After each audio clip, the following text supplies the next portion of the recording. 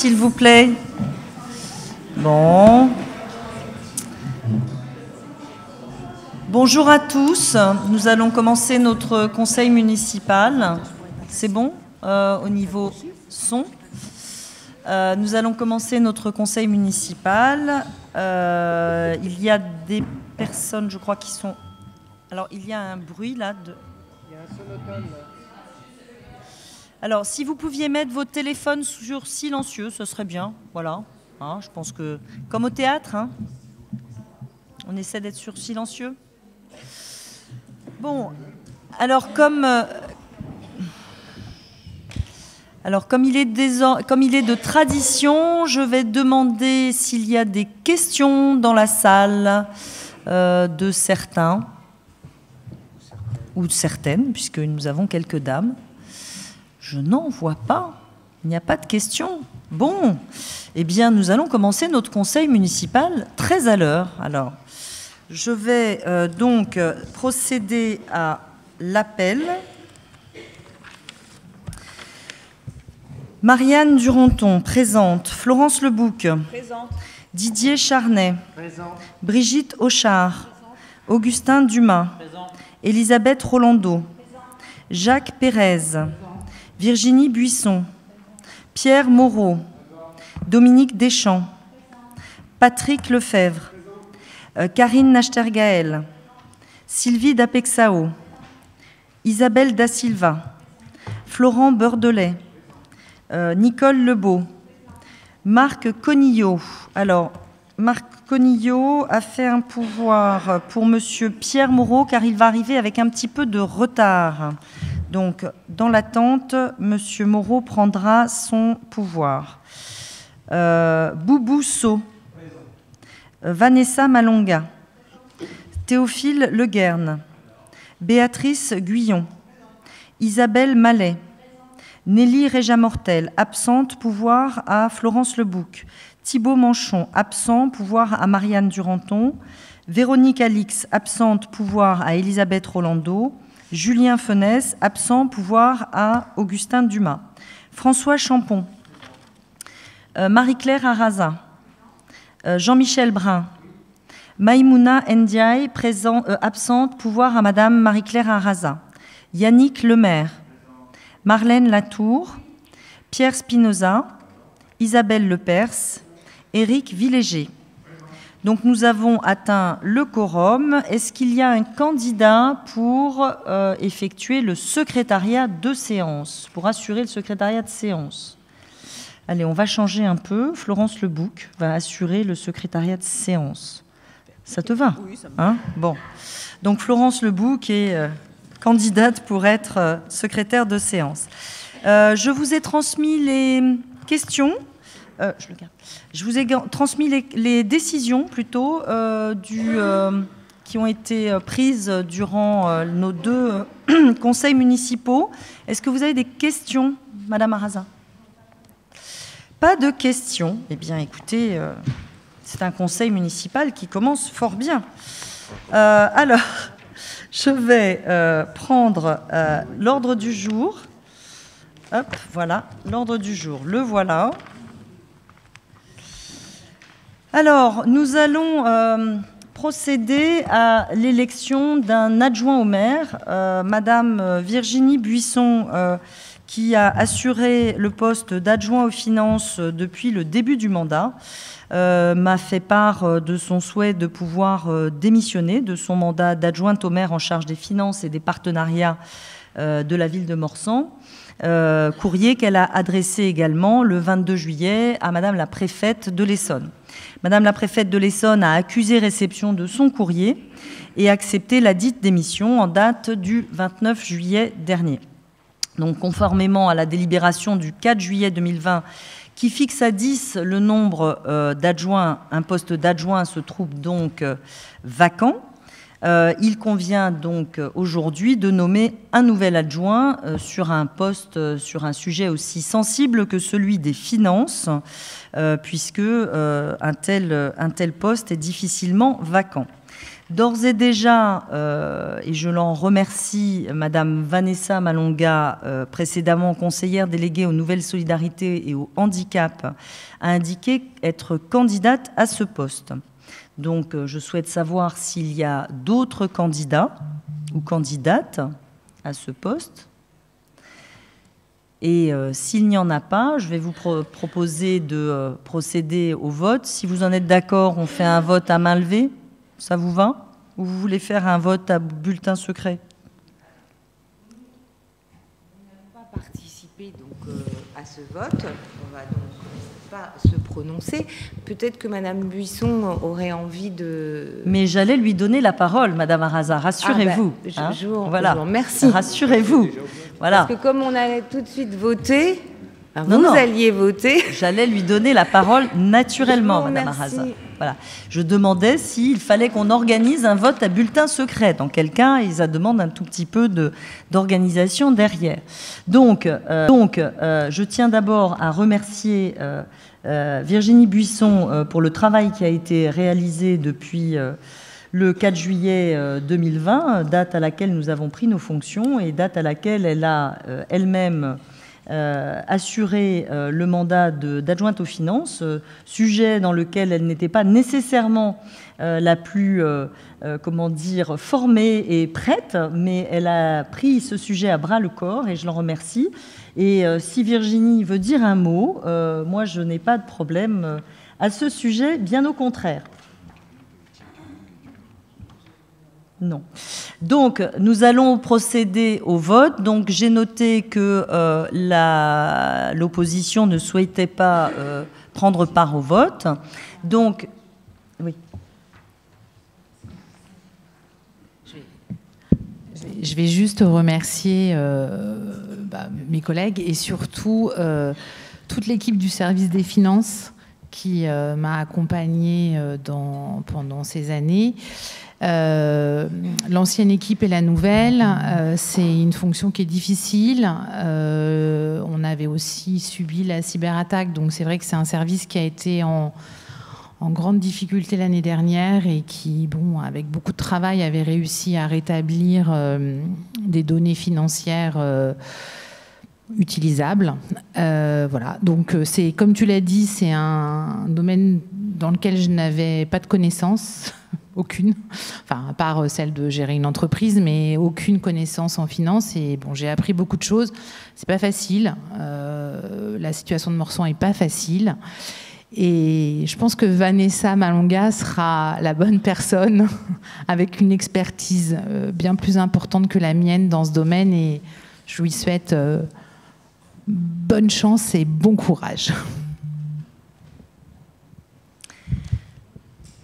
Alors, sur ce vote, l'opposition ne prend pas part au vote. Je vais demander aux membres de s'exprimer qui vote pour l'élection de Vanessa Malonga au poste. Tu peux voter, Vanessa, tu sais. Tu as le droit de voter. Oui, tu as le droit de voter. Donc, Vanessa Malonga est élue à l'unanimité, puisque l'opposition ne prenant pas part au vote, elle est élue à l'unanimité, et nous la félicitons.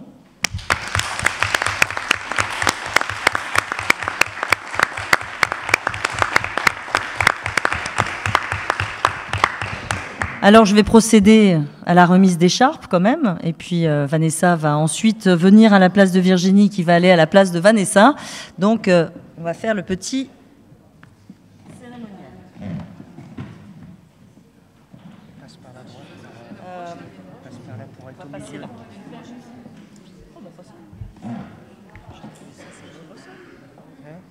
Non, il y a du favoritisme.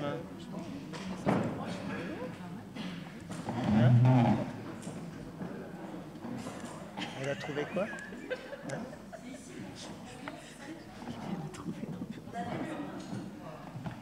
Non.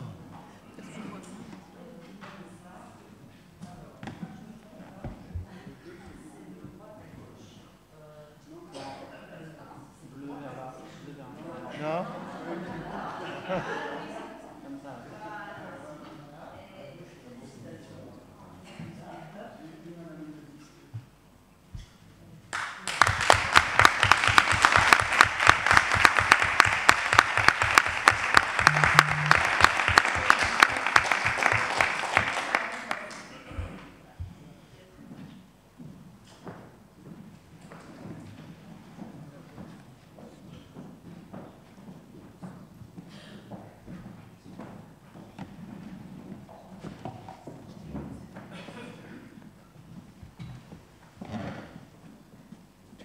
faire une prise de parole pour ces nouvelles fonctions.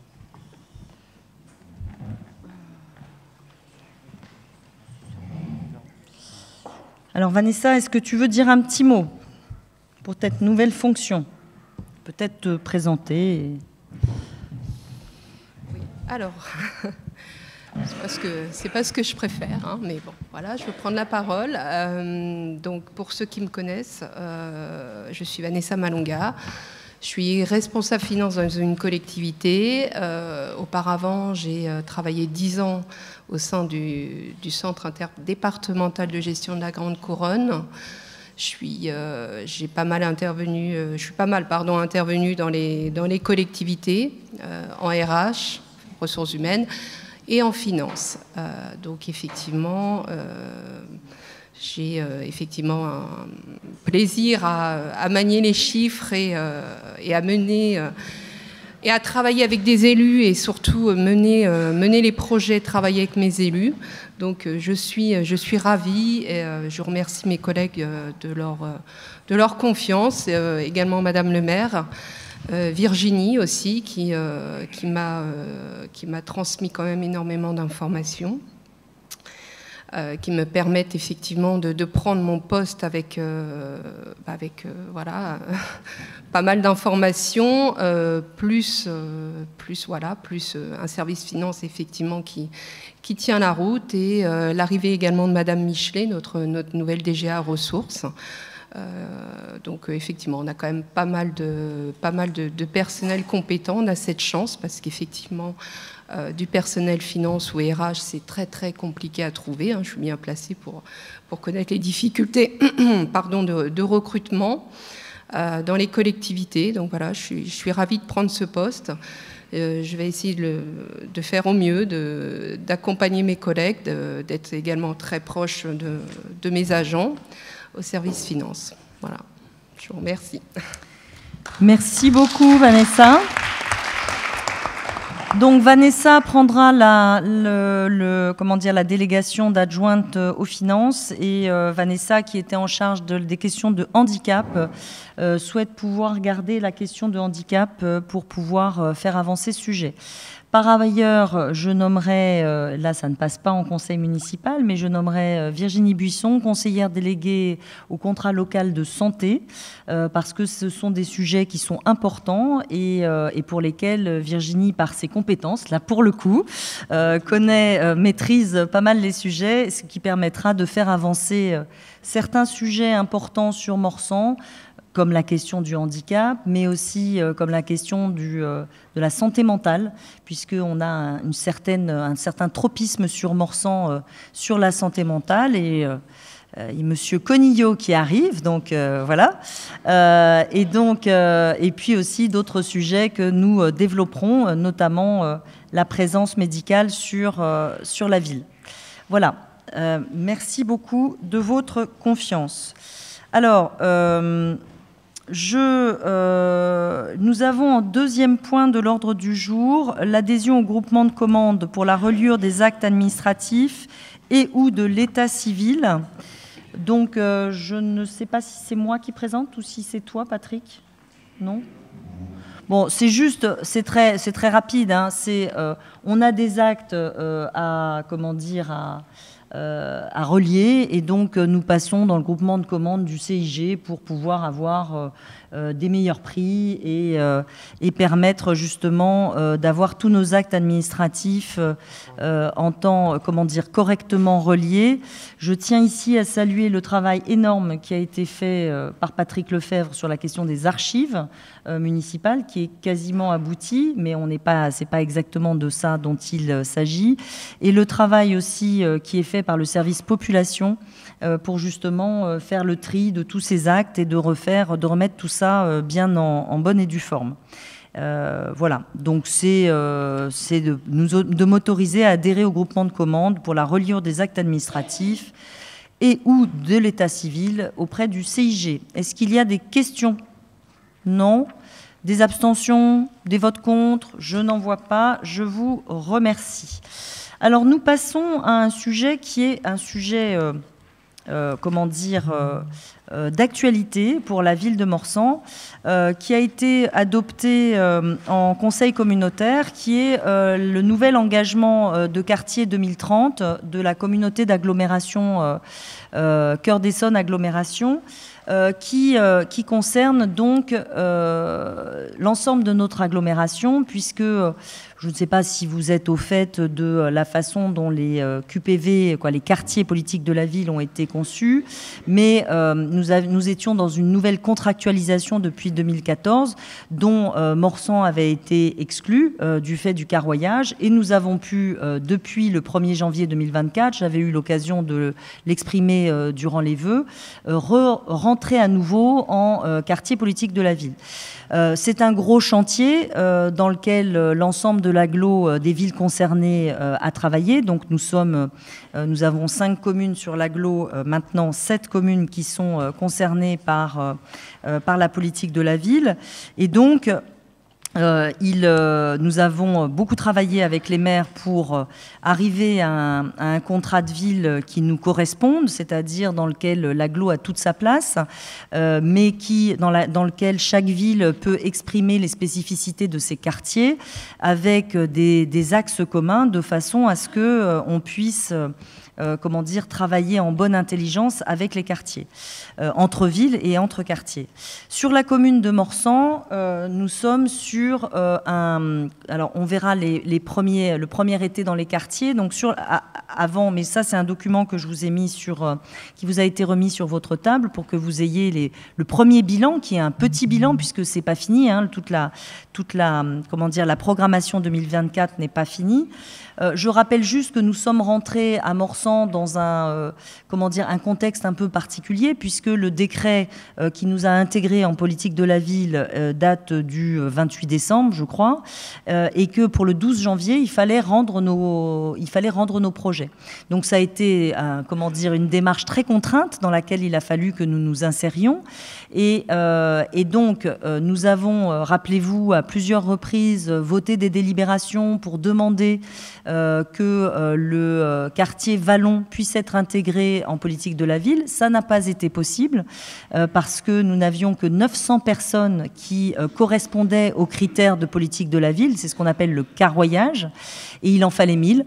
Voilà, donc il nous manquait 100 personnes, mais que ces chiffres reposaient sur les données INSEE de 2017, sachant qu'en 2019, il y a un nouveau quartier, une nouvelle résidence qui s'est construite, qui a été livrée en 2020, qui est la résidence du 22-24 rue de Savigny et qui fait 90 logements, donc plus de 100 habitants, mais ça n'a pas été pris en compte, donc ce qui est fort dommage. Donc, dans la nouvelle contractualisation, on a une chance, c'est que on peut, avoir le quartier politique de la ville. Dans ce cadre-là, nous, c'est le quartier Léo-Lagrange, qui est composé de 7 résidences. Donc, les résidences Le Progrès, Jean Lursa, le 8 mai, La Paix, Louise Michel, Eugène Potier et la Pommeraye. Donc, c'est les 7 résidences qui forment le quartier Léo-Lagrange et sur lequel on a adossé aussi, à côté, deux quartiers qui sont le quartier Jean Morlet, donc le quartier Vallon avec Jean Morlet et la résidence Jean Morlet et la résidence du 22-24 rue de Savigny, et le quartier dit de la Guérinière avec Elsa Triolet et la Guérinière. Ce sont des quartiers associés, donc qui ne bénéficient pas des crédits politiques de la ville, mais en revanche, on peut les associer dans nos appels à projets, dans nos actions, de façon à ce qu'il n'y ait pas de quartier qui soit laissé pour compte. Et donc, le document que je vous ai remis, qui vous a été remis sur table, qui est le premier été dans les quartiers prioritaires de la ville, retrace les actions qui ont été menées cet été durant les quartiers d'été en partie, mais aussi durant les actions que nous allons développer. Alors, je vous laisse naturellement le consulter. Ce que je tiens à rajouter, c'est que nous avons articulé nos actions autour de 5 axes.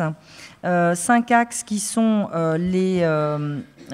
l'axe éducation pour tous et parentalité, l'insertion sociale, professionnelle et inclusion numérique, l'amélioration du cadre de vie, l'animation sociale et l'émancipation citoyenne, et la prévention de la délinquance et la sécurité.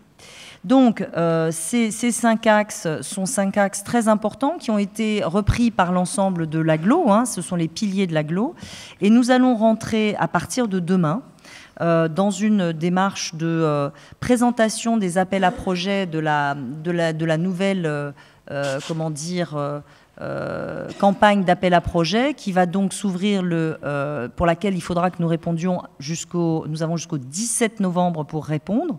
C'est donc, ça nous sera présenté par la préfecture, le Cœur d'Essonne agglomération, mais aussi nos partenaires, la CAF, le département, etc. Et qui sera présenté à la fois aux services des villes, mais aussi à toutes les associations et les partenaires qui peuvent s'intégrer dans le contrat politique de la ville. Nous avons plein de projets qui commencent à émerger. Nous avons notamment avec Elisabeth Rolando et le pôle Vie de la Ville présenté aux associations morsaintoises les QPV et les actions qu'ils peuvent développer pour que nous puissions justement avoir une action qui soit la plus élargie possible sur tous ces quartiers. Alors j'avais tout à l'heure une réunion avec le service politique de la ville de l'agglomération pour préparer cette réunion de demain en tant que vice-présidente en charge. Et on a notamment une action qui a été faite cet été, qui est dans le petit fascicule Cine extérieur, qui a été faite en fin d'été avec la projection du film Les Avengers. Dit en bon anglais, avec un accent, je ne sais pas. Et donc, on peut, dans cette programmation, eh bien, en fait, par rapport à la fréquentation qu'il y a eu sur les 4 séances qui ont été organisées sur l'agglo, eh bien, je dois dire que Morsan s'est positionné en très bonne position, puisque la meilleure fréquentation, ça a été Sainte-Geneviève-des-Bois avec 375 spectateurs qui sont venus. Et Morsan, avec 365 spectateurs, eh bien, se positionne vraiment en très bonne position. Et ce qui permet de dire justement que ces initiatives, à la fois, touchent le quartier politique de la ville.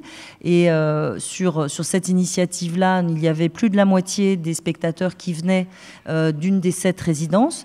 Mais, belle fierté aussi, nous avions des spectateurs qui venaient de Vallon, qui venaient aussi de la Guérinière et d'Elsa Triolet et de la Ville-Mondrerie, ce qui démontre bien que les actions qu'on a menées dans les quartiers cet été pour justement faire connaître ces dispositifs ont permis aux jeunes et aux moins jeunes, aux familles, de venir et de pouvoir participer à cet événement qui, je pense, a été apprécié par tous. Alors j'ai eu des petits retours des voisins qui ont trouvé que ça faisait beaucoup de bruit, c'est vrai, parce que ça a commencé tard, à 22h, et ça s'est terminé assez tard aussi. Donc c'est vrai que ça a fait un peu de bruit et que cette série des Marvel est assez bruyante et tonitruante. Mais bon, donc ça a été quand même un bon moment. Donc voilà, les questions sont ouvertes si vous avez des questions. Juste vous dire que nous avons, sur les 14 projets que nous avons présentés, nous avons eu 7 projets qui ont été repris pour un montant de 59 000 € et plus d'autres projets qui sont non pas directement portés par la ville mais qui ont été portés par d'autres associations. Nous avons un projet avec la mission locale, on a un projet avec l'association Nu comme l'œil qui va venir faire de la sensibilisation dans les écoles, à l'école Courbet sur l'égalité filles-garçons, je crois.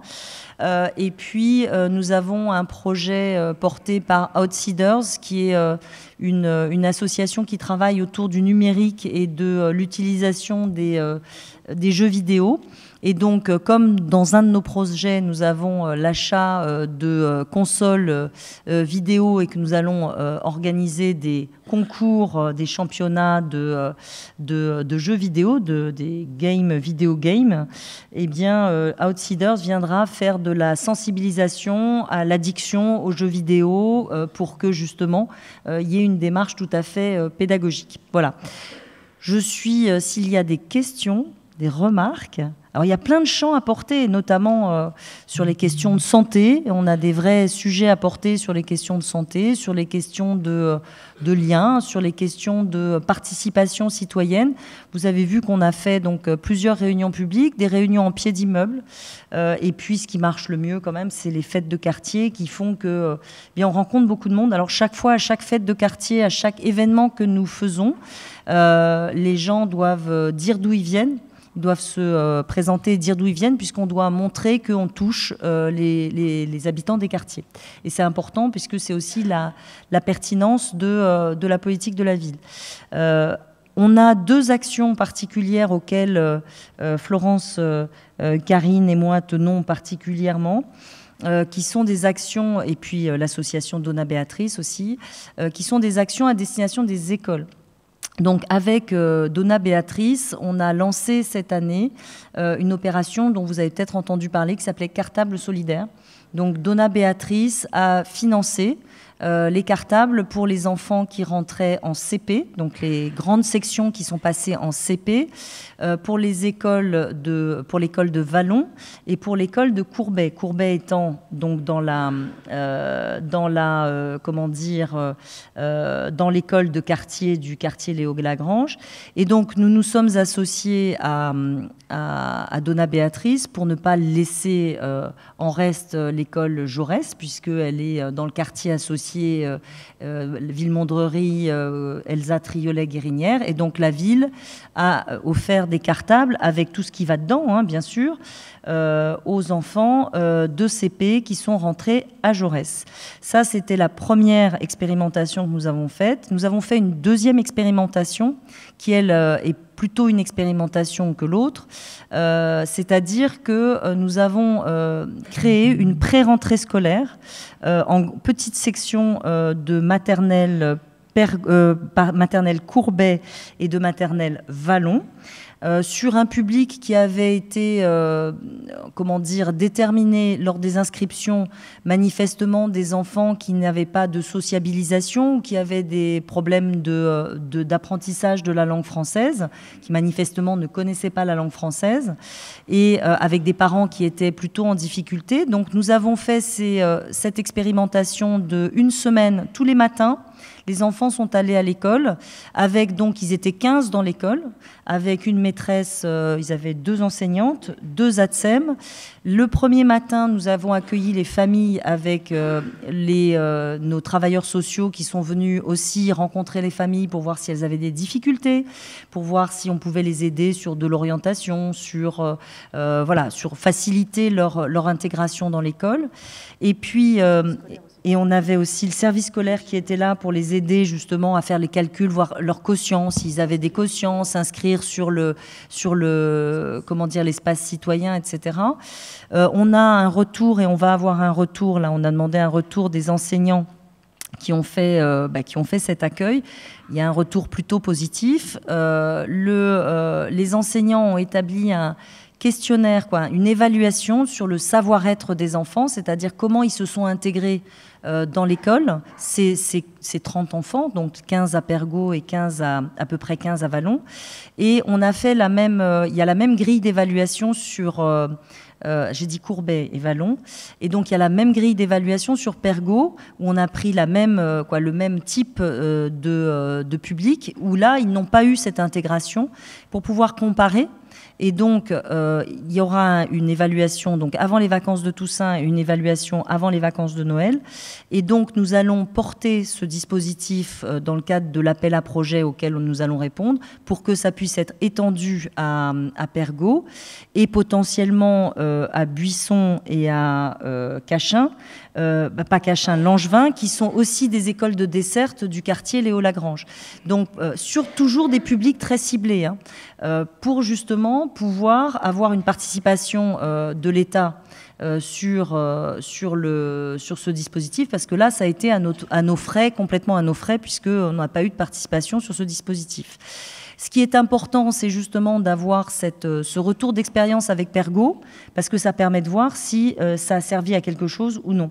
Et d'avoir ce retour qui est donc le questionnaire a vraiment été élaboré par les enseignants, Et ce n'est pas un questionnaire de comment dire, les évaluations telles qu'on en parle dans les DUCNAT où c'est les connaissances, etc. C'est vraiment comment l'enfant s'est intégré et les facilités d'apprentissage en tant qu'élève. Voilà.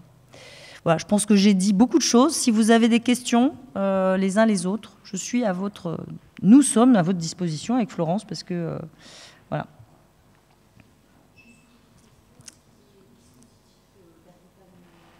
Parle, non. Ah, tu parles ? C'est tout. Bon. Est-ce que des dispositifs d'accompagnement scolaire tels qu'ils existent, je crois en REP++, vont être mis en place, notamment, je pense plutôt durant les vacances, parce que c'est là où il y a une utilité. Je sais que ça se développe assez dans pas mal de villes qui sont en QPV. Alors, avec les collèges essentiellement aussi, parce qu'il y a un sujet avec l'adolescence. On a un vrai sujet qui est que, je vous l'ai dit en propos liminaire, la contractualisation politique de la ville a pris du retard, puisque normalement elle aurait dû s'arrêter en 2014-2020. Et puis Covid, machin, etc., ça a pris du retard.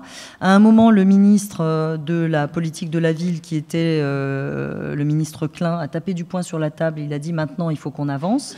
Et donc, poussé par tous les maires qui disaient bon, il faut quand même que ça avance. Et donc, c'est là qu'ils ont fait retourner les modèles pour voir si c'était toujours pertinent, etc. Sauf que l'EducNat n'a pas du tout avancé en même temps.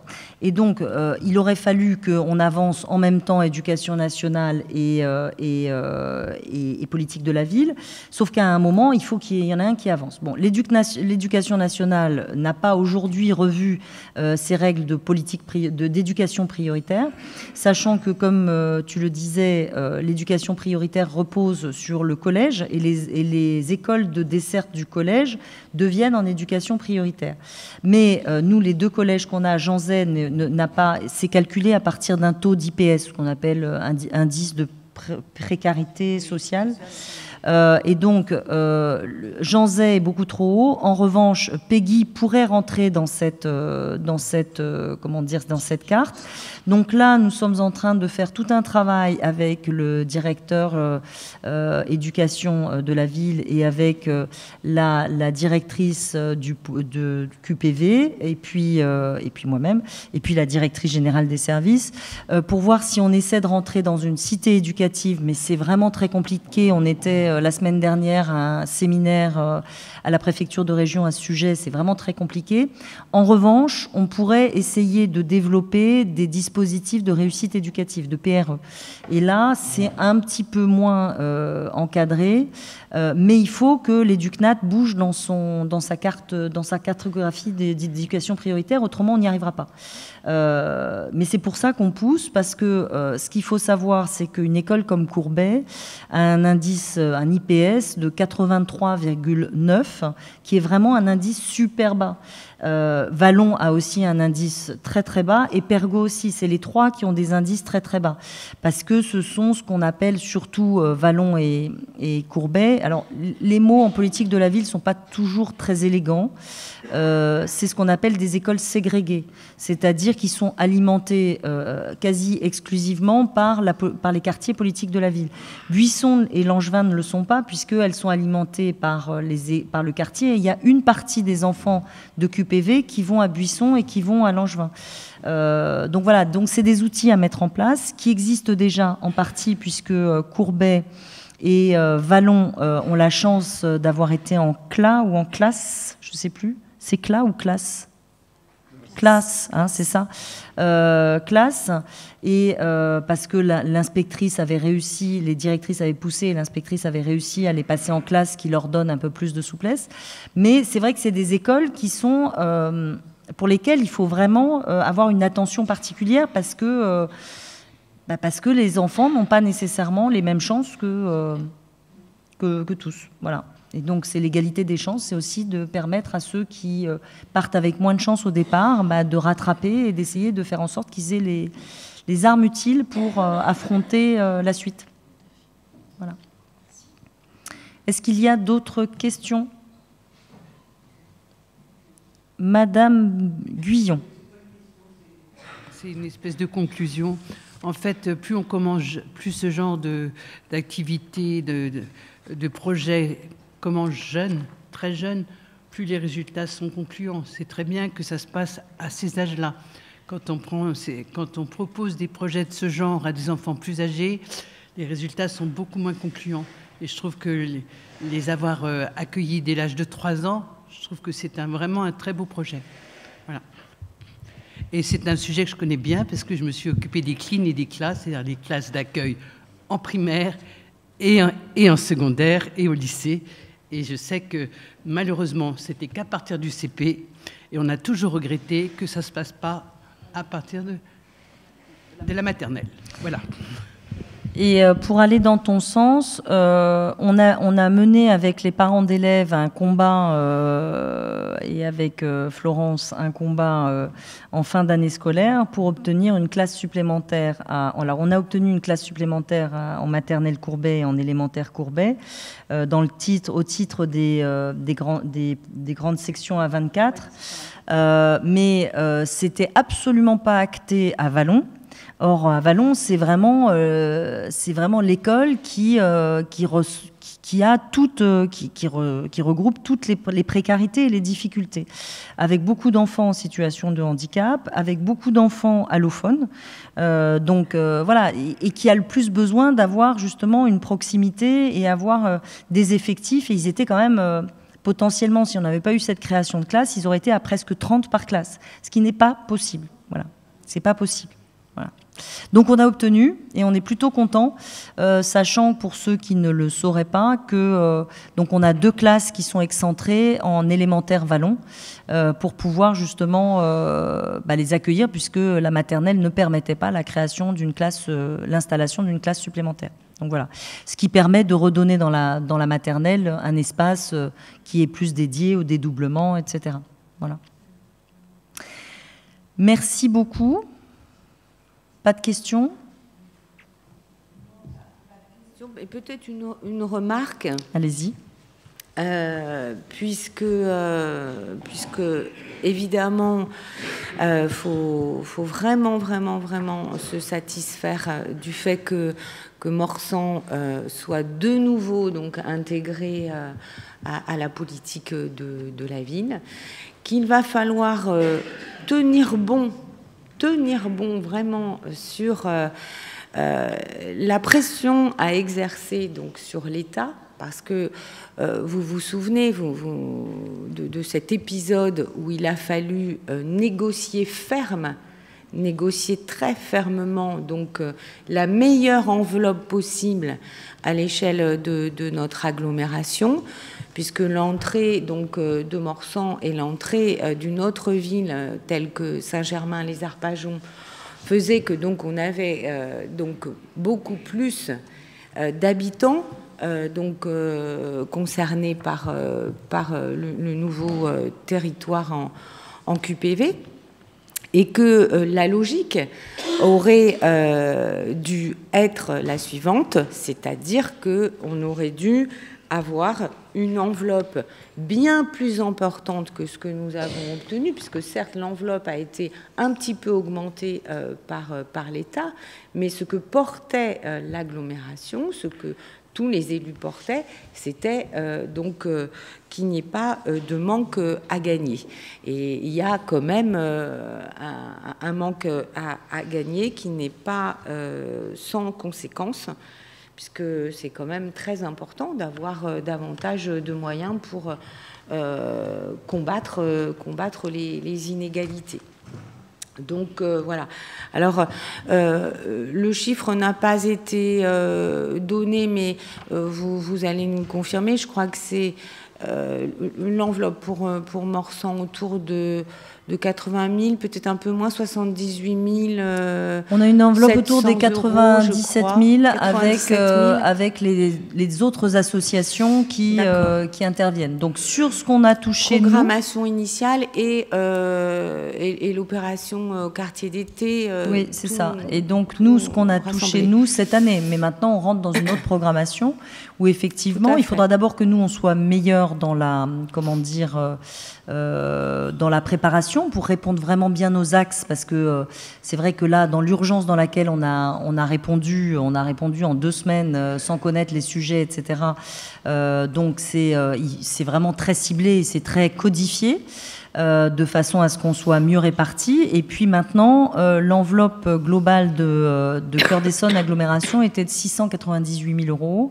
Elle est passée avec les quartiers d'été et les quartiers olympiques, parce qu'on a bénéficié des quartiers olympiques aussi, à plus d'1 million. Elle était à 1,13 million, quelque chose comme ça. Et normalement, si on était sur la projection de ce qui existait auparavant, c'est-à-dire les 698 000 ramenés au nombre d'habitants, parce qu'on est passé sur Cœur d'Essonne Agglomération de 12 000 et quelques habitants à 23 000 et quelques habitants, donc on a doublé la population, on aurait dû passer à 1,3 million, ce qui n'a pas été le cas. Donc là, on attend les arbitrages et il va falloir qu'on renégocie ferme pour s'assurer qu'on aura bien les 1,3 million. Mais vu la situation des finances nationales, nous avons peu d'espoir de revenir au-delà des 1,13 million. Si on a déjà les 1,13 million, eh bien, ça sera déjà bien. Après, il faudra que les enveloppes se répartissent correctement, aussi en fonction du nombre d'habitants par ville, parce que le compte n'y est pas aujourd'hui si on veut agir correctement.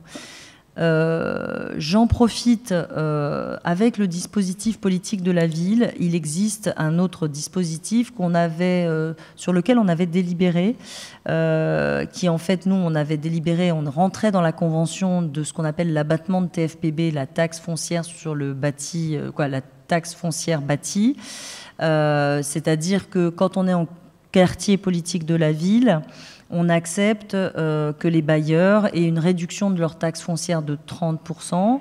On a une compensation de l'État de 50% de ces 30%.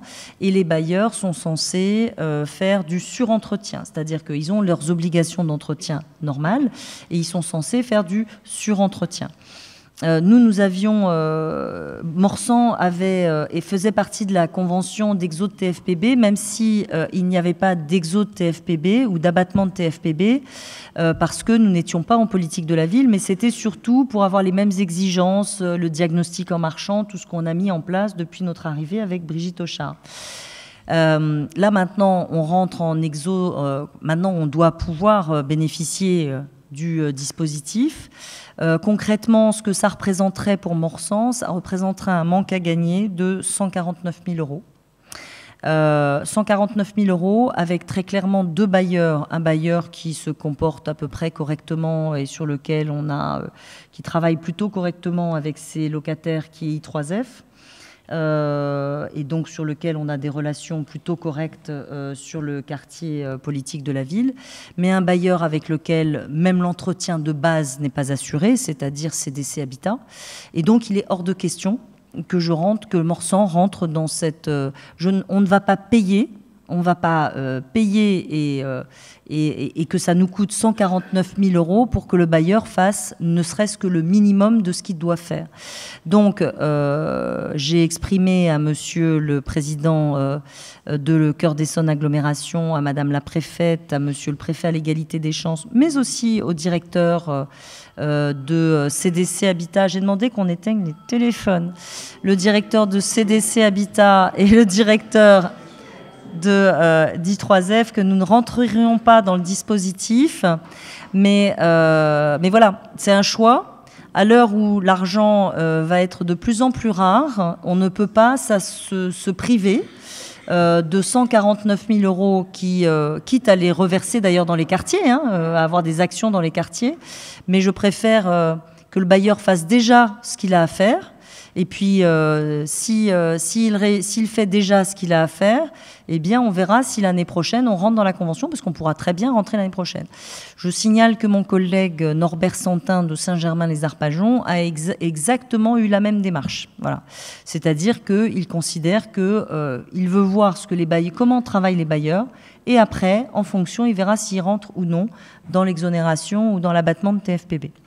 Donc, c'est... voilà, parce que...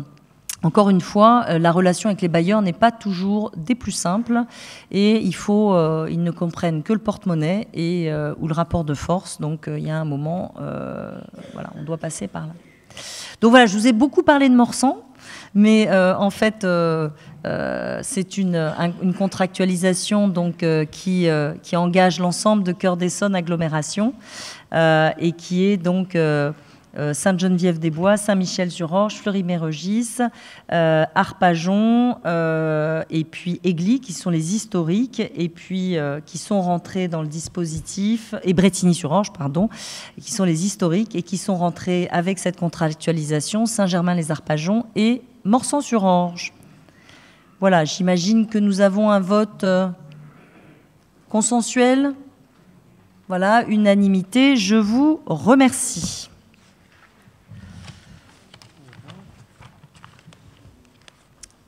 Alors, je vais passer la parole à Monsieur Patrick Lefebvre pour évoquer la création de contrats d'apprentissage pour divers services de la commune. La ville soucieuse de contribuer à l'insertion professionnelle. Ça marche ? C'est bon. La ville soucieuse de contribuer à l'insertion professionnelle des jeunes et des personnes en situation de handicap entend poursuivre l'accueil d'apprentis au sein de la collectivité. Dans ce but, nous voulons créer de nouveaux contrats d'apprentissage. Nous avons 3 services intéressés. La cuisine centrale, ce serait un contrat de 3 ans au total, de septembre 2024 au 31 août 2027. Le service communication, ça serait aussi un contrat de 3 ans au total, le recrutement est en cours. Et le service RH, c'est la même chose, 3 ans au total, le recrutement en cours. Donc voilà, il est demandé au conseil municipal de délibérer en ce sens. Est-ce que vous avez des questions sur cette délibération qui est désormais classique? Donc on continue notre engagement en faveur de l'apprentissage des jeunes avec un apprenti qu'on a depuis 4 ans, qui a passé son CAP, son bac, et maintenant qui est en BTS. Maintenant, il est en alternance, en cuisine. Voilà, donc c'est plutôt bien. On est plutôt content. Et puis donc 2 autres apprentis. On avait un apprenti au service des sports que nous recrutons, voilà, au service des sports, qui était en... Il était en quoi? Il était en master de métier du sport, etc., management des métiers du sport. Donc lui, on le recrute. Et puis, nous recrutons donc 2 autres apprentis pour poursuivre notre effort. Des questions? Non? J'imagine unanimité. Je vous en remercie. Alors, je vais passer la parole à Didier Charnay pour évoquer donc le retrait de la délibération 2024-25 portant cession du terrain cadastré, section AM 841, 637 rue Jules Ferry à Morsan-sur-Orge.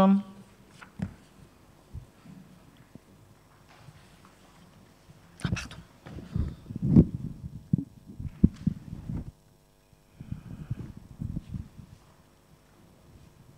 Bonsoir. Donc, nous allons parler du retrait de la délibération 2024-05 portant l'acquisition sur l'immeuble cadastré au 37 rue Jules Ferry à Morsan. Donc, la ville avait reçu une DIA pour ce bien, pour un terrain de 1154 mètres carrés avec dessus donc une maison et une dépendance. C'était en zone UAE du PLU pour un montant de 415 000 €. Pour cette DIA, les propriétaires déclaraient vendre le bien à des particuliers. Donc le secteur UAE faisant l'objet d'une attention particulière vis-à-vis de la révision du PLU qui a été engagée en 2020. Ce terrain révélait un potentiel pour réaliser donc un projet de développement collectif en réaménageant les voiries. Par décision donc du 29 août 2023, la commune a décidé de préempter ce bien. Le juge de l'expropriation a été saisie pour fixer le prix. Et donc, compte tenu de l'écart entre le prix mentionné et la DIA, celui-ci avait été fixé sur la décision de préemption. Postérieurement à la saisie du juge de l'expropriation, les propriétaires ont donné leur accord pour une vente amiable à la ville, qui a délibéré donc le 14 novembre 2023 pour l'acquisition du bien situé au 37 rue Jules Ferry pour un montant de 415 000 €. Mais depuis, lors d'une ordonnance du Conseil d'État en date du 29 mai 2024, donc celui-ci a suspendu la décision de préemption initiée par la ville pour acquérir ce terrain et retenu un moyen sérieux d'annulation. Donc la poursuite de l'acquisition portée donc par délibération en mai 2024 est ainsi suspendue pour plusieurs mois, dans l'attente d'un jugement de fond. Les propriétaires qui doivent déménager et ne pouvant donc pas attendre l'issue du litige ont préféré renoncer au bénéfice de la délibération du 14 novembre 2023, en accord avec la ville qui a retiré sa décision de préemption et s'est désistée également devant le juge de l'expropriation lors de l'audience du 16 septembre dernier. Le bien est donc désormais purgé de droit de préemption. Il s'agit ici donc de retirer les deux délibérations concernant cette acquisition. Est-ce qu'il y a des questions sur cette délibération? Oui, monsieur Villéger.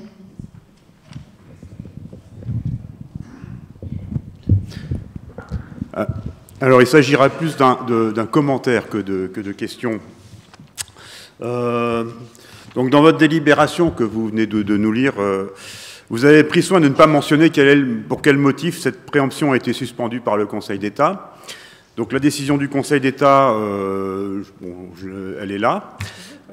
Qu'est-ce qu'on y lit? On y lit que vous n'avez apporté aucune justification sur le motif de la préemption et que cette absence de justification est, je cite, propre à créer un doute sérieux sur la légalité de cette décision. Dans les délibérations précédentes, nous vous avions déjà demandé justement quels étaient les justificatifs de ce choix, et on n'a pas vraiment eu de réponse non plus très convaincante, et je constate que le Conseil d'État a partagé notre perplexité. La réalité, c'est que votre projet, c'était de faire une belle opération immobilière, et la façon dont vous l'avez faite est vraiment irrespectueuse.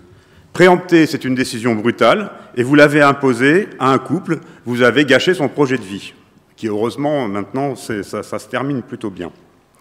Vous osez écrire dans votre délibération que les propriétaires ont préféré renoncer au bénéfice de la délibération du 14 novembre. Quel bénéfice? Tous les Morsaintois qui suivent un peu les conseils municipaux se souviennent qu'à chacun des derniers conseils, la malheureuse propriétaire de cette maison venait se plaindre de la lenteur de la transaction entraînée par la préemption, ce qui mettait en péril non seulement son projet, mais également la santé de son mari. Heureusement, tout se termine bien, pas forcément grâce à vous. Et j'ajoute que, conformément à la décision du Conseil d'État, la commune de Morsan va devoir payer les frais de justice à l'acquéreur qui a été évincé par la préemption. Ça fait donc 3 000 € que les Morsaintois devront débourser. Ceci étant, nous voterons pour, bien sûr, l'annulation.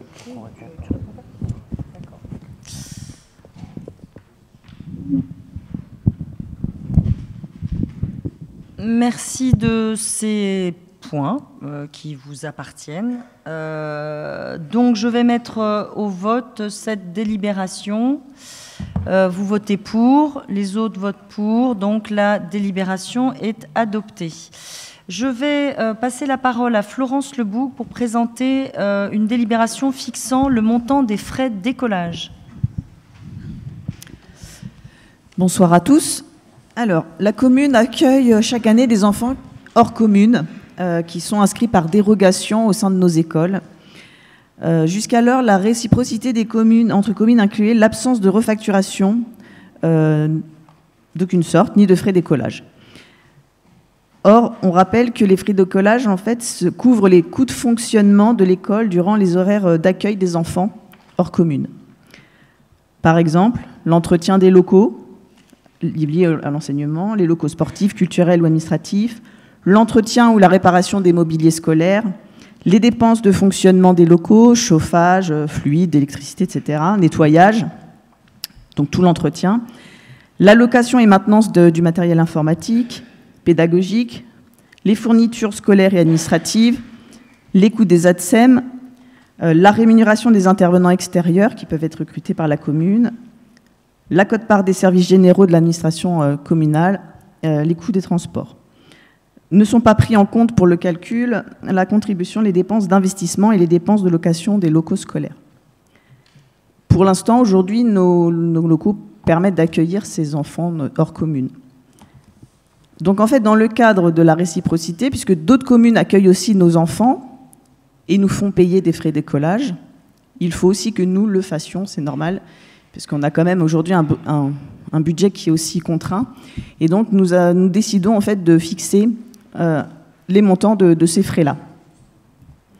Donc 800 € par enfant scolarisé en maternelle pour l'année scolaire 2024-2025 et l'année suivante, 2025-2026, et 750 € par enfant scolarisé en élémentaire, donc pour 2024-2025 et pour l'année prochaine. Voilà, donc je demande au conseil municipal de délibérer en ce sens. Est-ce qu'il y a Monsieur Brun?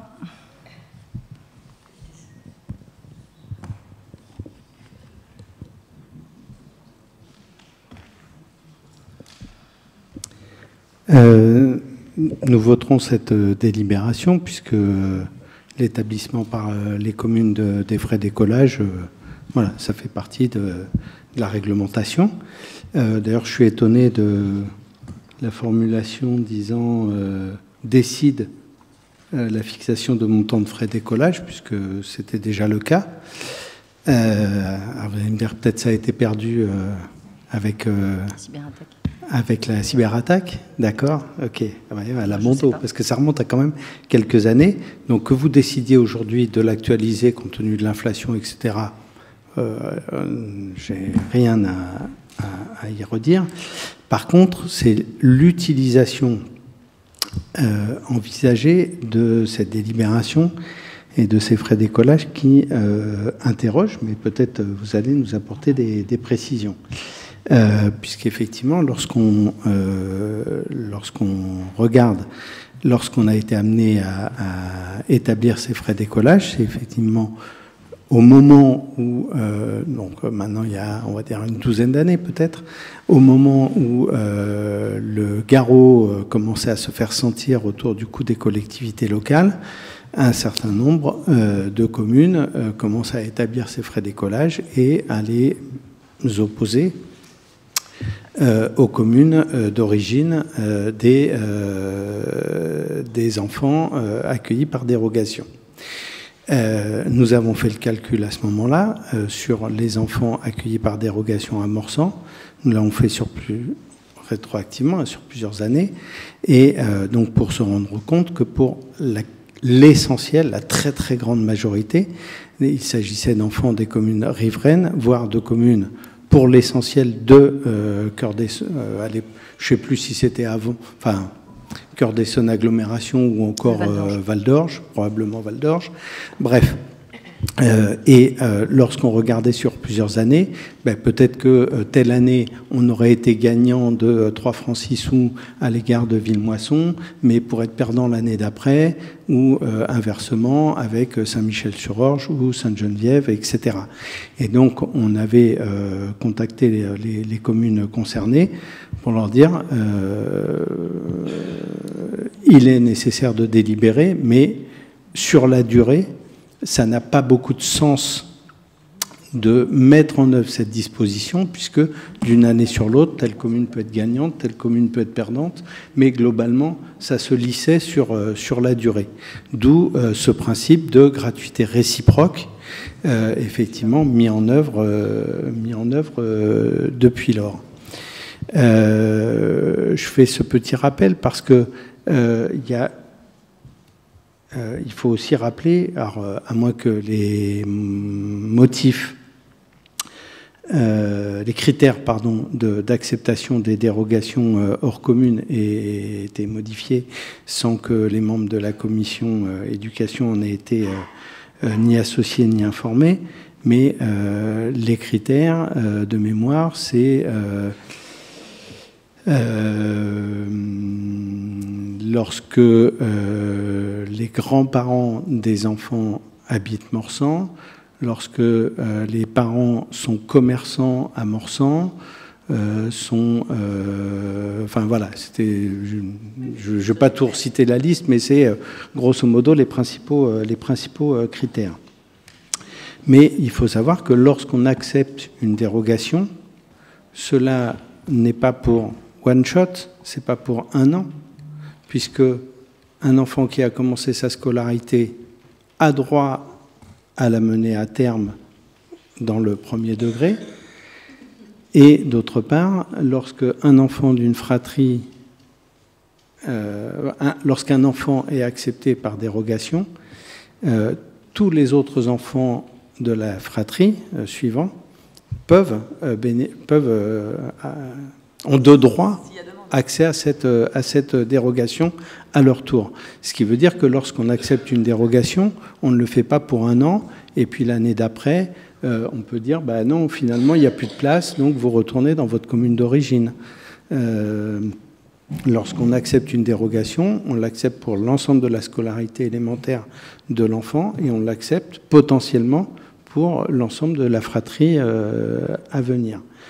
Voilà, je dis ça parce que, enfin, j'explique tout ça parce que je pense que c'est des choses un peu pas techniques, mais que on n'est pas forcément très nombreux autour de cette table à maîtriser, à connaître, tout simplement.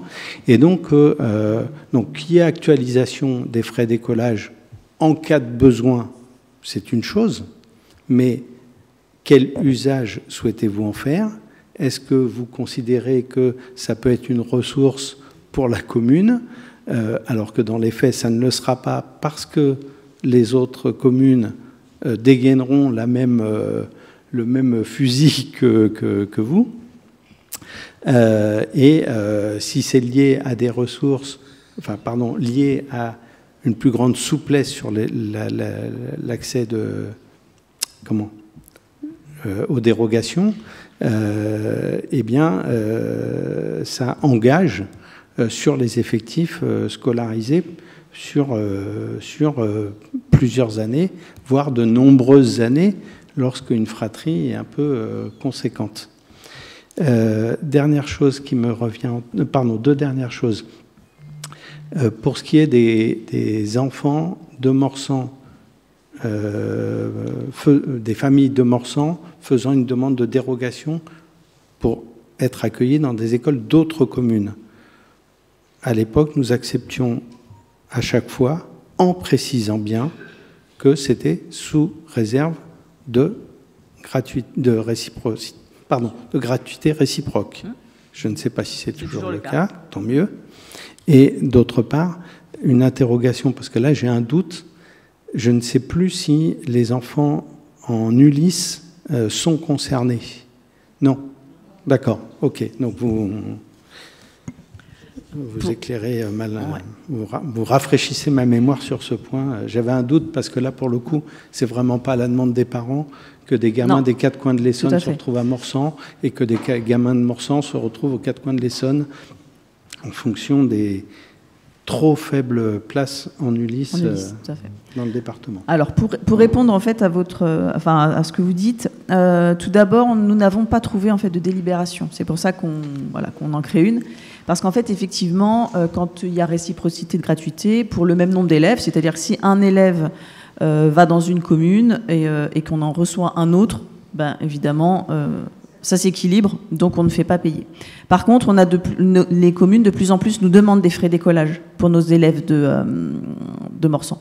Donc, nous aussi, on ne va pas simplement recevoir leurs élèves et puis ne pas les faire payer. Donc là aussi, réciprocité de paiement. Voilà. Donc on a des villes qui nous ont annoncé maintenant nous faire payer ces frais d'écolage. Donc on est obligé aussi de nous mettre au même niveau. C'est pour ça. Voilà. De plus en plus. Donc, y compris les communes de l'agglomération ? Tout à fait. Oui. Mais on attend une réponse, celle de Brétigny. On n'a pas la réponse. Grigny va nous faire payer, mais bon, ils ne sont pas la même. Mais Brétigny ne nous a pas encore répondu. Donc on va attendre selon leur réponse. Voilà. Et le tarif qui vous est proposé est un tarif moyen des communes, voilà, qui est à peu près moyen des communes qu'on a pu, Sainte-Geneviève, c'est en élémentaire 686, en maternelle 762, Épinay 750, 765, Massy 600, 600. Voilà, on est dans la, comment dire, dans la fourchette. Alors, il y en a une, Évry, 765 pour l'élémentaire et 1777 pour la maternelle. Alors là, pour le coup, waouh. Et puis, on a Ballainvilliers, 1864 en élémentaire et en maternelle. Voilà, donc Saint-Germain-les-Arpajons, pour revenir, 600 et 1500 en maternelle. Mais c'est vrai que la maternelle, vous avez les ATSEM, et les ATSEM, ça coûte. Et à partir du moment où vous avez un taux d'encadrement important sur les ATSEM, bah, ça se répercute, ça coûte beaucoup plus cher. On a listé les dépenses, en fait, c'est vraiment ce qui est légal, en fait. Voilà, il n'y a pas de surprise, c'est vraiment dans les textes, c'est comme ça. Voilà, donc et alors je vous rassure, effectivement, on est quand c'est gratuit, quand on nous fait pas payer, on fait pas payer, et tout ce que vous disiez sous réserve de gratuité, on est d'accord sous réserve de gratuité, c'est toujours la même chose. Les conditions de dérogation, c'est toujours les mêmes. Voilà, il n'y a pas de sujet. Oui, là, c'est vraiment quand on a des enfants qu'on accueille et quand il n'y a pas d'égalité de nombre d'enfants, en fait. Par contre, les dérogations doivent être redemandées. Les dérogations ne sont pas automatiques. Elles doivent être demandées à chaque changement d'école. C'est-à-dire, quand on passe de la maternelle à l'élémentaire, on doit demander la dérogation. Et pour répondre, les critères, en fait, de dérogation sont les mêmes. On ne les a pas changés. Donc, tu as dit. Voilà, donc je vous propose de passer au vote, donc unanimité, je vous remercie. Alors une dernière délibération qui est l'attribution d'une subvention exceptionnelle à l'association Morsan GR pour les frais de déplacement au championnat de France. Et je donne la parole à Elisabeth Rolando. Non ? Si, ça y est. Ah, ça y est, c'est bon. L'association GR donc, a fait un déplacement pour des championnats de France à La Roche-sur-Foron le 15 et 16 juin 2024. Ces frais de déplacement se sont élevés à 1 400,52 €. La municipalité apporte toujours un soutien financier en prenant en charge 50% du montant global, en fixant quand même un plafond de 500 €, quel que soit le montant donc, de ces frais. Donc, le conseil municipal propose de verser à l'association GR 500 € et le conseil est amené à en délibérer. Merci. Est-ce qu'il y a des questions sur cette délibération ? Non ? Unanimité ? Je vous remercie. Alors, j'ai reçu de la part de l'opposition un projet de motion qui nous est demandé, proposé donc par les élus de Morsan pour tous, concernant un projet de motion que je vais vous distribuer. Il est là. Sachant que nous avons le règlement intérieur prévoit que les motions doivent être proposées à l'avance pour que tout le monde puisse en avoir connaissance.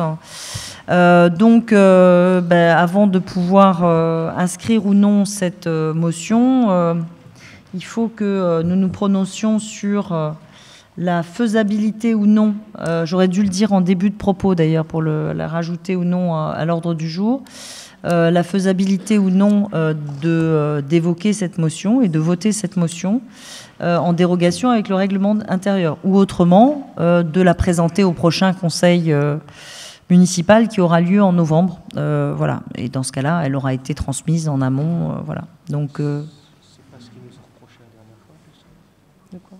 Quand on avait fait ça, quand ils nous avaient pas prévenu. Je sais pas. Donc voilà, j'ouvre la parole. Madame Arasa. Sur le principe même, hein, pour l'instant. Sur le principe de la motion. Est-ce que sur le principe de la motion, on retient le fait de débattre de la motion et de voter la motion, ou au vu du règlement intérieur, on dit qu'on reporte la motion au prochain conseil municipal. Voilà, déjà sur le principe même de la motion. On se permet d'insister, pourquoi? Parce que on a eu dans les faits l'information donc d'une baisse de moyens accordés à nos collèges par le département. Donc on a eu cette information réellement que hier.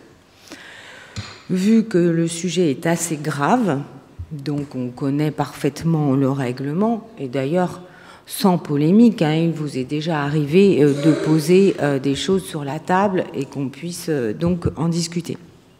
Donc nous on se permet d'insister, de pouvoir échanger sur notre proposition de motion, parce que ça concerne donc nos deux collèges, Jean Zay et Charles Péguy, que c'est un sujet assez important et qu'on le considère comme urgent et qu'il vaudrait mieux que nous en parlions ce soir plutôt que de le reporter à un prochain conseil municipal.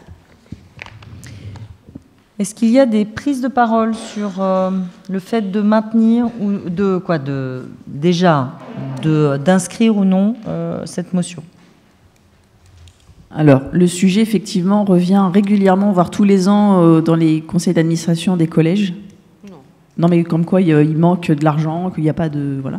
Donc, moi, c'est un sujet important, effectivement, les baisses de dotation. Donc, on peut regarder ce qui est et ça impacterait forcément nos élèves, donc à voir. D'autres remarques? Est-ce qu'il y a d'autres points de vue? Je soumets au vote le fait d'inscrire cette motion à l'ordre du jour, c'est-à-dire de pouvoir en débattre. Voilà. Qui vote Qui nous suivent ne connaissent même pas l'objet de la motion. Mais oui, mais si, Madame Arasa, si nous votons... Il faudrait quand même leur dire que ça concerne les collégiens. Madame Arasa, Madame Arasa, là, pour l'instant, on est sur le principe. Non, mais vous l'avez sous les yeux. Je viens de le dire. Vous venez d'avoir, d'ailleurs, excusez-moi, il y a un instant, sous les yeux. Il me semble l'avoir dit. Mais les habitants... Donc, déjà, avant de polémiquer... Madame Arasa, je l'ai dit. Oui, mais les habitants en direct ont besoin de comprendre de quoi on Voilà. Alors, est-ce que vous êtes... qui est-ce qui est favorable au fait d'inscrire cette motion à l'ordre du jour?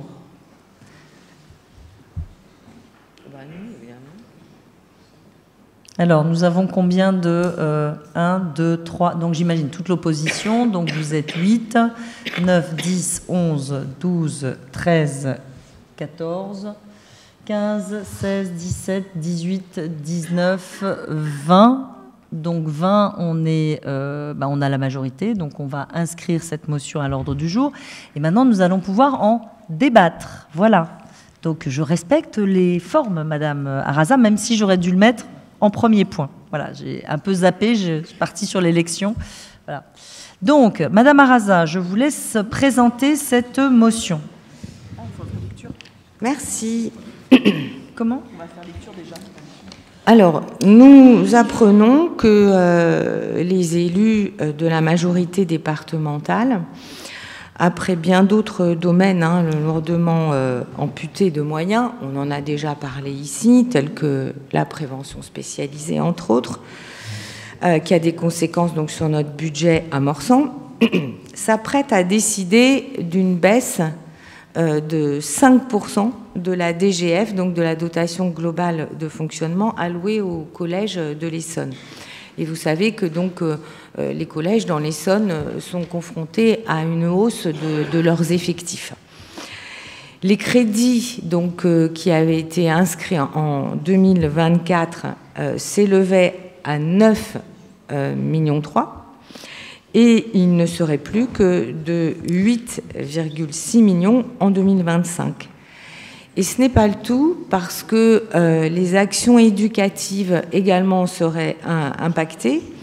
Vous connaissez peut-être un dispositif qui est utilisé par les enseignants. Il s'agit de l'offre de découverte éducative, ODE. Donc cette offre, elle est revue à la baisse, puisqu'elle sera donc la subvention calculée sur la base de 23 € par élève au lieu de 25 € par élève. Et puis enfin, c'est encore une autre mauvaise nouvelle, c'est que la subvention collège au cinéma donc sera divisée par 2. Comme donc c'est inscrit dans la motion, les jeunes, leur éducation, leur citoyenneté, les collèges, les équipes enseignantes aussi ont besoin donc de moyens à la hauteur pour les ambitions, pour le parcours donc scolaire des collégiens. Donc ça représente la baisse de la DGF, 700 000 €. Ça va impacter donc tous nos collèges et donc les nôtres, Peggy et Jean Zay. Je passe, je ne vais pas faire la lecture totale de la motion. La motion, elle propose quoi? De refuser que le manque donc, de recettes que subit le département donc, soit imputable aux choix fiscaux. Pardon. Donc les manques de recettes qu'on doit imputer aux choix fiscaux des gouvernements successifs, que ça se traduise par un désengagement de manière inédite sur une politique socle des départements. Et puis, on vous propose dans la motion, donc dans l'intérêt des collégiens morsaintois, on demande en urgence que soient maintenus donc, les moyens alloués au collège, le maintien de la DGF, le maintien des dispositifs à visée éducative, ODE et collège au cinéma. Merci de cette présentation. Est-ce qu'il y a des remarques sur ce sujet? Pour l'instant, vous nous donnez cette information, mais il est vrai que nous n'avons pas eu cette information, donc on ne peut malheureusement pas vous croire sur parole. Donc il faudrait qu'on puisse, parce que là on vient de l'avoir l'information, il faudrait quand même qu'on puisse la vérifier. Je ne sais pas ce que vous en pensez, mais aujourd'hui, enfin voilà, avec ça, ça ne suffit pas, je pense, pour voter pour la motion. Il faudrait qu'on ait vraiment toutes les informations provenant du conseil départemental, que moi je n'ai pas. Voilà. Comment? Madame Arasa? Oui, mais c'est aussi ça le souci, c'est qu'il n'y a pas eu de concertation. C'est-à-dire que lundi, il y a eu donc CDEN, Conseil départemental de l'éducation nationale. Oui, c'est vrai qu'il faut qu'on arrête avec les sigles. dont vous êtes, je crois, Madame Duranton, suppléante, il me semble, de mémoire. Donc l'information, elle a été révélée lors de cette réunion au CDEN. Ça a provoqué une très très vive réaction donc, de la part des personnes qui découvraient donc, ces annonces, ces choix possibles. Et puis, donc, en ce qui me concerne, ça a été présenté donc, hier, c'est pour ça que je dis hier seulement, donc, lors d'une commission de préparation de l'Assemblée départementale qui va se tenir donc, lundi 30 septembre. Donc, il y a bien donc, des sources sérieuses, il y a bien un risque sérieux, et donc on vous propose vraiment de défendre donc, nos deux collèges et les collégiens morsaintois. Alors, moi j'entends ce que vous dites, Madame Arraza. Je l'entends parce qu'on est les premiers à se battre pour que, je l'ai dit tout à l'heure, on ait des créations de classes, qu'on ait des moyens, etc. Maintenant, on ne va pas se cacher la face les uns et les autres. Hein. On sait que les collectivités sont en grande difficulté. On sait que le département, avec la baisse des droits de mutation, est en très grande difficulté et qu'il a fait des choix. Il a fait des choix dans ses politiques dont on a nous-mêmes hérité aussi, puisque vous l'indiquiez sur l'éducation, sur tout ce qui est prévention et éducation spécialisée. On a repris une partie des financements qui étaient assumés et par le département jusqu'à présent. Donc on reprend une partie des financements. Jusqu'à quand? Point d'interrogation. De même, le département, nous avons, avec Augustin Dumas, il est là, je ne le voyais pas, avec Augustin Dumas, nous avons déposé à la région les financements, les demandes de subventions pour le bouclier sécurité que nous avons obtenu de la région, mais pour l'instant le département dit cette année il n'y en aura pas, peut-être l'année prochaine on vous en versera, parce qu'il revient sur ces socles, ces politiques socles, dont les collèges. De même, dans d'autres sujets qu'on va bientôt évoquer sur les pompiers, hein, le département de l'Essonne payait énormément les pompiers, puisque les villes ne payaient que un pouillème pour les pompiers, à titre d'exemple. Et là, je regarde Théophile Le Guern, je sais que c'était son obsession. On paye 20 000 euros pour la SACPA, qui est la fourrière pour les animaux, et on payait 1 300 euros pour les pompiers. Donc, c'est vrai que c'était un peu... Les communes de l'Essonne avaient cette chance de payer très peu pour les pompiers. Donc, c'est des charges qui vont peser de nouveau sur les collectivités, sur les communes. Parce que, pourquoi le département ne le fait pas par plaisir? Il le fait parce que il n'y a pas les recettes qui rentrent. Et là, je vais prendre ma casquette région. Sur la casquette région, c'est la même chose. Sur la même chose, on avait 100 millions d'euros qui devaient arriver dans les dotations de l'État. Et là, on a 100 millions d'euros de trous. Donc, il y a un moment... de trous, de baisse de recettes. Donc, il y a un moment, il faut faire des choix. Bon.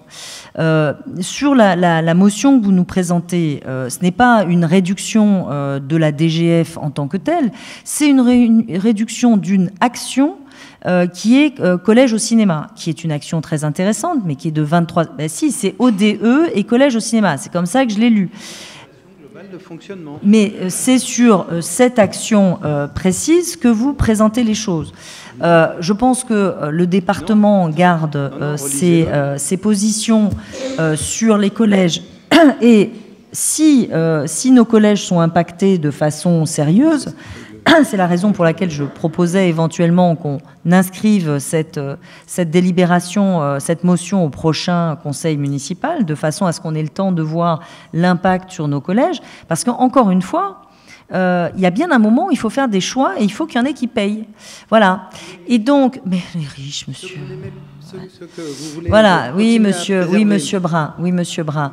Toujours est-il que nous, collectivités, on va devoir faire des choix aussi à la mairie de Morsan. Pourquoi ? Parce qu'on n'a pas augmenté nos impôts, notre taxe, nos taux d'imposition, comme ça n'a pas été le cas depuis 20 ans. Donc on a continué dans cette lignée-là. Donc pour ne pas faire peser sur les Morsintois une charge supplémentaire, parce que la réforme des tarifs que vous décriez l'année dernière comme étant potentiellement la façon qu'on avait trouvé de pouvoir faire payer les gens en cachette, eh bien, monsieur Brun, vous allez être très, très déçu. Cette réforme des tarifs, elle nous avait rapporté en 2022-2023 1 480 000. Quoi, pas la réforme, les recettes liées aux prestations, à toutes les prestations municipales, nous avaient rapporté 1 480 000. Et en 2023-2024, elle nous a rapporté 1 500 000. Donc c'est pas ça qui a enrichi avec une hausse des fréquentations de tout. Puisque vous avez été obligé de... Mais non, monsieur Brun. Donc vous voyez bien que c'était, une réforme qui était équitable pour avoir une transparence, monsieur Brun. En revanche, nous, mairie, si on veut... étapes, vous avez fait marche arrière. Donc, ce que je veux dire... Mais non, on n'a pas fait marche arrière, on a concerté, monsieur Brun. On a concerté. Donc, si vous voulez bien, nous avons... les collectivités doivent faire des choix à des moments. On a aussi... on a aussi, on subit aussi ce que subit le département, la baisse des droits de mutation, on l'a subi aussi de plein fouet. Donc il y a des moments où effectivement on a une baisse des dotations et on a des partenaires qui restent présents, ce qui permet aussi, pour l'instant, qui restent présents, ce qui permet aussi de pouvoir continuer, mais il va falloir qu'on fasse des choix, qu'on expliquera aux Morsaintois aussi, en gardant notre cœur de métier. Et dans nos cœurs de métier, c'est naturellement les écoles, c'est naturellement tout ce qui est accompagnement social, c'est naturellement les seniors, c'est naturellement tout ce qui fait la vie de la ville. Donc, ce que je veux dire, c'est qu'à un moment, le département doit rogner sur des dépenses. Eh bien, c'est des fois de saine gestion. Madame Arraza, il y a des années, j'étais à votre place. J'étais conseillère générale. Ça s'appelait conseiller général. J'étais, à l'époque, le président du département s'appelait Michel Berson. Pas franchement quelqu'un de droite, Michel Berson, c'était plutôt quelqu'un de... Voilà. Et il avait fait une réforme de la DGF où il avait écrété pendant 3 ans les collèges qui avaient trop de DGF et il avait écrété. On l'a fait nous-mêmes à la région avec Valérie Pécresse, on l'a fait aussi avec les lycées, on avait des lycées qui avaient 12 mois de fonds de roulement. On a fait cette réforme, c'est de la saine gestion. Donc, ce que je veux dire, c'est qu'il y a un moment, il y a des choix départementaux qui sont faits. Aujourd'hui, vous nous présentez une motion qu'on n'a pas eu le temps d'étudier. On va interroger, comme le dit...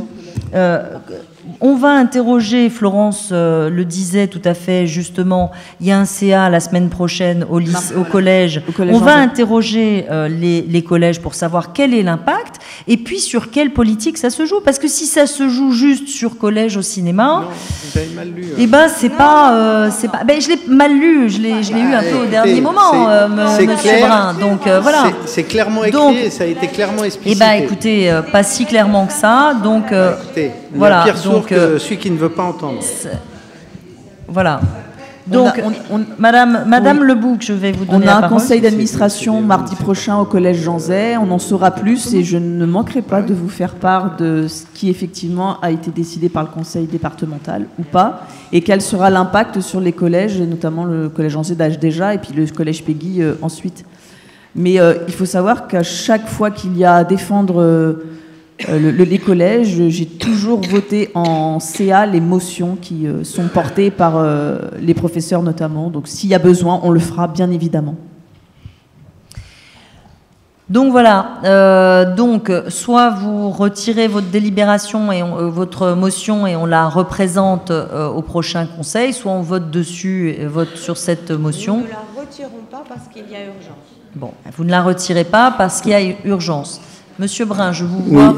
Oui, je ne vais pas vous faire le procès que vous faites semblant de ne pas comprendre qu'il ne s'agit pas que d'ODE et de collège au cinéma, mais bien de la DGF, c'est-à-dire pour que tout le monde comprenne, c'est par exemple ce qui paye les fluides dans un collège. Lorsqu'on ne peut pas payer le chauffage d'un collège, on ne peut pas payer le chauffage d'un collège. Bon,